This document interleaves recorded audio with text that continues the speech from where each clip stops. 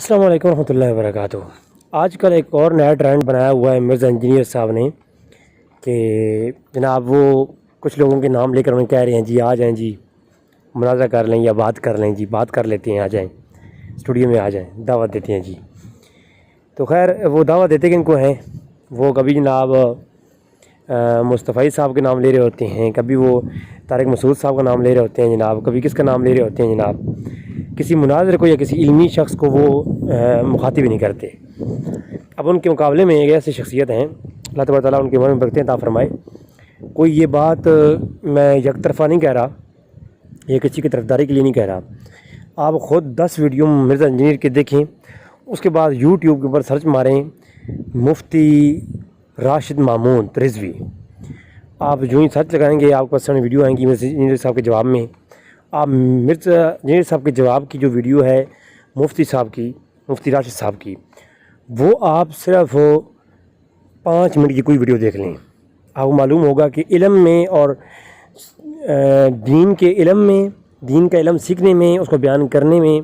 یہ علمی گفتگو کسے کہتے ہیں، اور رٹی رٹائی باتوں کو، رسالوں کو پڑھ کے اور یوٹیوب پر بیٹھ کر کے بات کرنے کو جو ہے دین کی بات کرنے کو، وہ کیا چیز ہے اور یہ کیا چیز ہے، یعنی آپ کو جو خالص چیز ہے اس کا مقابلے میں آپ کو بات سمجھ آ جائے گی۔ میں بیسیکلی مفتی راشد رضوی صاحب کا کوئی جاننے والا، ان کو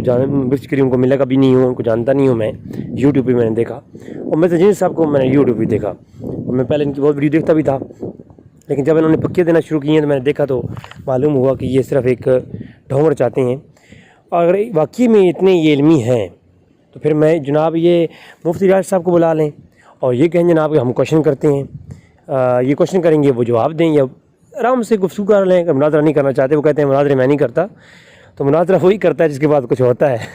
ٹھیک ہے۔ اور جب کہ اگر ان کو نہیں بلاتے تو پھر اور کسی کو جو عالم دین ان کی فیلڈ ہے، جو صاحب سامنے کاؤنٹر کوشچن کریں، ان سے بلائیں، اس بندے کو بلاتے ہیں جن کو پتہ ہے کہ وہ یہ آ نہیں سکتا، یہ آئے گا نہیں، اس بندے کو بلاتے ہیں۔ چلیں بہرحال اس دفعہ انہوں نے طارق مسعود صاحب کو بلایا جناب۔ اب مولانا طارق مسعود صاحب نے جس کو ایکسیپٹ کر لیا، وہ تو کہتے ہیں جناب ہم آئیں گے، ہم بات کرنے کو تیار ہیں، ٹھیک ہے۔ اب وہ میں آپ کو لکھ کے دیتا ہوں کہ یہ مرزا صاحب جو ہے کلک بازی کھائیں گے۔ اگر کہیں کلک بازی نہیں کھاتے، بلا بھی لیتے ہیں، تو مجھے نہیں امید کہ یہ وہاں پر کوئی بات بھی کرنے دیں، کیونکہ میرے خود ذاتی جاننے والے 4 سے 5 لوگ وہاں پر گئے، وہاں پر ان کی اکیڈمی میں گئے۔ اگر آپ گئے تو بطور ویڈیوز پروف میں آپ کو دکھاؤں گا ان لوگوں کے، وہ وہاں پر گئے تو میرے صاحب نے ان سے موبائل لے لیے کہ موبائل پر ریکارڈنگ نہیں کر سکتے، آپ ویڈیو نہیں بنا سکتے، اور حتیٰ کہ عام سلام دعا کی بجائے یا نارمل ڈسکشن کرنے کے بجائے انہوں نے یہ کہا کہ آپ کو فلاں نے بھیجا ہوگا، آپ فلاں کے بھیجی ہوئی ہیں، کوشچن اور کیا جائے، کوشچن کے جواب میں کچھ اور کہتے، یعنی جو یوٹیوب پر رٹی رٹی باتیں ان کو لے کر بیٹھے ہوتے ہیں، اور ہر یعنی ویورشپ کو بڑھانے کے لیے، ریٹنگ لینے کے لیے وہ کچھ بھی یعنی اپنے چینل کے حوالے سے کر رہی ہیں۔ بہرحال چلیں، یہ سارا وہ سوشل میڈیا کے حوالے سے جو بھی ان کے اقدام ہیں، بہرحال یہ کوئی علمی شخص نہیں ہے، اور نہ ہی یہ بندہ کسی عالم کے سامنے بیٹھ سکتا ہے۔ اب یہ دیوبند کے عالم ہیں مفتی مسعود، جو طارق مسعود صاحب ہیں، تو ان کو انہوں نے ابھی مدعو کیا ہے۔ یہ اگر اتنا ہی ان کو بات کرنے کا ہے، شوق ہے، تو جناب مفتی راشد محمود رضوی صاحب کو بلائیں نا، ذرا معلوم ہو جائے گا کہ دودھ کا دودھ پانی کا پانی ہو جائے گا، کتنے سچے ہیں آپ اپنے دعووں میں۔ تو میرے خیال میں یہ قیامت کا سورج جو ہے نا وہ طلوع ہو جائے گا، یہ کبھی بھی مفتی راشد صاحب جیسے لوگوں کے سامنے 1 منٹ نہیں بیٹھے گا۔ اور کوئی شخص یاد رکھیں، باطل زندگی بھر آپ تاریخ اٹھا کے پڑھ لیں، باطل کیا کرتا ہے، وہ برا کہتا ہے، ان کے خلاف کتابیں لکھتا ہے۔ قادیانی کو دیکھ لیں، قادیانی سے پہلے دیکھ لیں، لوگوں کو جنگ کرتا ہے، وہ علمی طور پر سامنے آ کر بات نہیں کرتا۔ یہ ایک باطل کی ہمیشہ سے کی تاریخ لکھی ہوئی ہے۔ میں نے پچھلے جو 7 ایپیسوڈ میں نے اپلوڈ کی اپنے چینل پر امام ابن جریر طبری کے متعلق، امام طبری شیعہ تھے یا سنی تھے، تو میں نے اس کے متعلق پوری گفتگو کرتے ہوئے یہ بات بتائی کہ امام طبری جب علمی گفتگو کرتے تھے تو ان کے مقابلے والے جو لوگ تھے وہ کیا کرتے تھے، ان کو شیعہ کہتے تھے، ان کو کافر کہتے تھے، ان کو آگے سے خارجی جو لوگ تھے نا، خارجی، وہ لوگ کیا کہتے ہیں، ان کو دائرۂ اسلام سے خارج سمجھتے تھے، ٹھیک ہے۔ حتیٰ کہ آپ کے جو جنازے اٹھائے گئے ہیں، جنازے آپ کے وہ بھی جو اٹھائے گئے ہیں، وہ بھی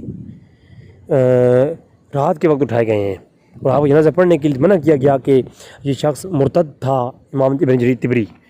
کیا وجہ تھی کہ جو حق کے علماء ہیں ان کے مقابلے میں لوگ آئے. امام بخاری کو آپ دیکھیں، امام بخاری کرتے ہیں. امام بخاری یا انہیں بخارا سے ان کے استاد امام زولی نے نکلوایا جب،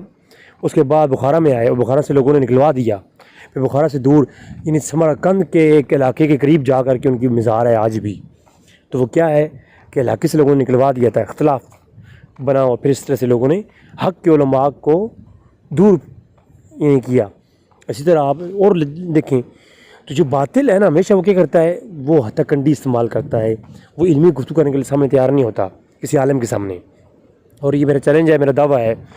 کہ کبھی بھی مرزا انجینئر یا اس کے ماننے والے جتنے بھی حضرات ہیں، یہ ان سے میں کہہ رہا ہوں کہ آپ مرزا صاحب کو کہیں اگر واقعی وہ اتنے حق پرست ہیں، کوئی ایک ٹاپک لے کر کے مفتی راشد رضوی صاحب ان تک میں صحیح حاصل کروا دوں گا. بے شک وہ جناب ان کے سامنے صرف بیٹھ جائیں، صرف بیٹھ گئے نا، میں مرزا انجینئر صاحب کو مان جاؤں گا کہ وہ کوئی مرد ہیں، ان کے اندر کچھ ہے. تو یہ سارے ڈھونگ ہے، ڈرامہ ہے، ٹوپی ڈرامہ ایسے کہتے ہیں ہم، یہ ٹوپی ڈرامہ ہے. ٹھیک ہے، اللہ تعالیٰ دعا ہے کہ اللہ تعالیٰ ایسے شر پسندوں سے بچائے. یہ ہر دور میں ایسے شخص آتے ہیں، جیسے قادیانی آیا، وہ تمام اہل سنت اور تمام لوگوں کے نظریوں سے ہٹ کر کے اپنا نظریہ رکھتے ہیں، پھر اس کے اوپر کام کرتے ہیں اور اس کے اوپر قرآن و حدیث پیش کرتے ہیں. یہ دور ہر دور میں ایسا ہوا ہے. اب پہلے جو علامہ شرستانی نے کتاب لکھی الملل والنحل، اس کے اندر انہوں نے تقریباً جو میرے علم میں 72 کے قریب فرقوں کا ذکر کیا، بلکہ 72 نہیں، 72 تو صرف انہوں نے باطلہ فرقہ کا ذکر کیا نا، باقی کو ملا کر تمہیں 100 کے قریب فرقے بنتے ہیں. 100 کے قریب باطل فرقوں کا انہوں نے ذکر کیا، پھر ان کی کیٹیگریوں کا ذکر کیا، اور جتنے بھی باطل فرقے اس رات میں گزرے ہیں سب کی جو دلیلیں تھیں وہ قرآن و حدیث سے تھیں. ایسا کوئی بھی فرقہ نہیں جس نے جو باطل گزرے ہیں ان کا دلیل قرآن و حدیث نہ ہو. وہ دلیل قرآن و حدیث سے ہی استدلال کرتے ہیں، مگر کرتے کیا ہیں، وہ اپنے استدلال میں جھوٹے ہوتے ہیں. وہ قرآن کے سیاق اور سباق سے ہٹا کر، جس کا اللہ کے رسول نے فرمایا، یہ کوئی ایسی بات نہیں ہے کہ جو عوام کی سمجھ میں نہ آئے. اللہ کے رسول نے فرمایا میری امت میں ایسے لوگ ہوں گے جو آیات ایک کافروں کی نظر نہیں ہے ان کو مومنوں پہ چپساں کریں گے. اور میرے صاحب کا حالیہ کلپ آپ دیکھیں کہ قرآن میں نبی کی گستاخی جو کلپ اپلوڈ کیا ہے، وہ جو خطاب کافروں کو ہے جن آیات میں، اور کافروں سے خطاب ہو رہا ہے، وہ آیات کفار والی بریلیوں پہ، مسلمانوں پہ، اہل سنت پہ وہ چپساں کر رہا ہے. یہ کام اللہ کے رسول نے بتایا تھا کہ ایسے لوگ ہوں گے میری امت میں. تو اس کے علاوہ آپ فضائل قرآن اور باب التفسیر، اس کے اندر آپ دیکھیں کتاب العلم کی کتابوں کے بابوں کے عنوان کے تحت آپ صحیح مسلم، بخاری، ترمذی اور کتب حدیث میں دیکھیں تو اس میں حکم ہے کہ عالم یہ بات آگے کون سی کر سکتا ہے کون سے نہیں کر سکتا جب تک اس پہ تحقیق نہ ہو. تو یہ چیزیں اس طرح سے ہیں کہ ہر بات علمی جو گفتگو ہے اس کی جب ہوتی ہے تو ایسے نہیں ہے کہ ہر شخص کھڑا ہو کے قرآن بیان کرنا شروع کر دے. ہم یہ نہیں کہتے قرآن پڑھنا منع ہے، لیکن قرآن کے علوم فنون کے واقف جو نہیں ہے نا وہ شخص، وہ کیا کرے گا، وہ قرآن کو جب پیش کرے گا تو وہ اپنی عقل کے بنیاد پہ اخذ کرے گا. عقل کی بنیاد پہ جب مسائل اخذ کرے گا تو پھر اس کے لیے بہت سارے مسائل کھڑے ہو جائیں گے. ٹھیک ہے، جیسے کہ حمدی صاحب ہو گئے، یا یہ لوگوں کی جو فکر ہے کہ پوری مسلمانوں کی تاریخ 1400 سال کی تاریخ کے اندر یہ نئے فتنے ہیں، ایسے پہلے کبھی کسی نے نہیں کہا. یعنی آپ دیکھیں کہ کائنات میں جتنی بھی علماء اور امام اور ائمہ اور قرآن و حدیث سمجھنے والے لوگ گزرے وہ سارے ان کی نظریے کے مطابق گمراہ ہیں. آپ یقین کریں یہ بالکل حقیقی بات ہے کہ ان کو آپ دیکھا جائے تو یہ ڈائریکٹ کہاں سے دلیل لیتے ہیں، صحابہ کرام سے. ٹھیک ہے، یہ اچھی بات ہے. اب صحابہ کرام کے اس نظریے کو سب سے بہتر کس نے سمجھا؟ یہ کہتے ہیں جی ہم نے سمجھا، بس یہ فرق ہے. اور یہ کہتے ہیں ہم نے سمجھ لیا. اس سے پہلے جتنی بھی علماء دین گزرے ہیں نا، انہوں نے موٹی موٹی کتابیں لکھیں، چاہے وہ تابعین تھے، تبع تابعین کے بعد کے زمانے کے جتنے بھی بڑے بڑے علماء تھے، محدثین تھے، انہوں نے بھی نہیں سمجھا اس طریقے سے جو ہم سمجھ رہے ہیں. تو یہ بہت بڑا ظلم ہے ایک کہ پوری امت کے اندر جو علماء، حضور نے فرمایا کہ العلماء وراثۃ الانبیاء، تو وہ جو نبیوں کے وارث ہیں وہ کون لوگ ہیں، کون سے صحابہ کرام، تابعین محدثین کے بعد بھی تو لوگ گزرے ہیں نا جن کو ہم کہیں گے کہ وہ اللہ کے نبیوں کے وارث تھے. تو وہ کوئی تو عالم ہوگا نا. یہ کہتے ہیں نہیں کوئی عالم بھی نہیں ہے، بس وہ ہم نے کسی کو نہیں مانتے، بس سیدھا وہ حدیث. تو حدیث سے پھر ساری حدیثوں پہ نظر ہے اتنی، ساری حدیثوں پہ نظر نہیں، اتنا وہ مقام نہیں. تو ہم کیسے استدلال، ممکن ہی نہیں ہے استدلال. تو یہ اس طرح کے لوگ ہیں، ہمیشہ آتے ہیں اور بھولی بھلی عوام ان کی باتوں میں بھی آتی ہے. ہمیشہ باطل کی جو لوگ گزرے ہیں ان کے پاس بڑے بڑے مجمع ہوا کرتے تھے اور ہوئی ہیں، لوگ گمراہ ہوئی ہیں. ابھی قادیانیوں کی مثال آپ کے سامنے ہے. آج 100 سال پہلے کی ایک میں فرقہ کی بنیاد رکھی گئی 150 سال پہلے قبل، اور آپ دیکھیں اب یہ جو ہے کتنی بڑا ایک فرقہ بن چکا ہے، کتنا بڑا اس کی طاقت ہو چکی ہے، قرآن و حدیث پڑھتے ہیں، ٹھیک ہے، ان کی تبلیغی ہیں، ان کی مدارس ہیں، اب پاکستان کے اندر کی مسجد بننا سٹارٹ ہو گئی ہیں، اب تو خیر چھوٹ جی ہوگی ہر طرف سے، ٹھیک ہے، تو حکومت جن کی اپنی آ گئی، تو یہ چیزیں ہیں، ان چیزوں کو ہمیں کرنا چاہیے، بلڈ کرنا چاہیے، سمجھنا چاہیے کہ ہمارے جو بڑے بزرگ گزرے یہ کیا، اور ان کی پہلی نشانی کیا ہوتی ہے ایسے لوگوں کی کہ وہ اپنے دور کے علماء کی مخالفت کرتے ہیں، وہ یہ کہتے ہیں کہ یہ غلط ہیں، یہ غلط بتاتے ہیں، یہ مسجدوں کے مولوی غلط ہیں، یہ جو تمہیں بتا رہے ہیں یہ غلط بتا رہے ہیں، ان مولویوں کو کچھ بھی نہیں پتا، یہ تو ہم جو بتائیں گے یہ قرآن و حدیث بتائیں گے، دیکھو یہ دیکھو یہ دیکھو۔ تو جو 8 سال مدرسوں میں یہ کتابیں پڑھتے ہیں ان کو قرآن و حدیث نہیں معلوم کہ وہ تمہیں نہیں بتا رہے ہیں، لیکن اب ایک عام حدیث جو کہ 10 عنوان سے آ رہی ہوتی ہے، تو اب اس میں سے کس پہ عمل کرنا ہے؟ اگر ہم کے سامنے رکھیں گے تو ہم تو مائنڈ میں خراب ہو جائے گی کہ یار کیسے کیا کرنا ہے ہم نے، ٹھیک ہے،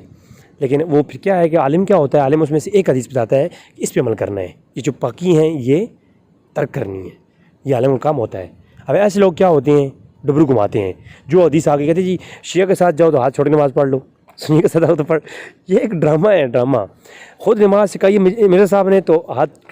باندھ کر کے، شیعہ کے پیچھے جائے تو کھول کے پڑھی، سبحان اللہ، انا للہ و انا الیہ راجعون۔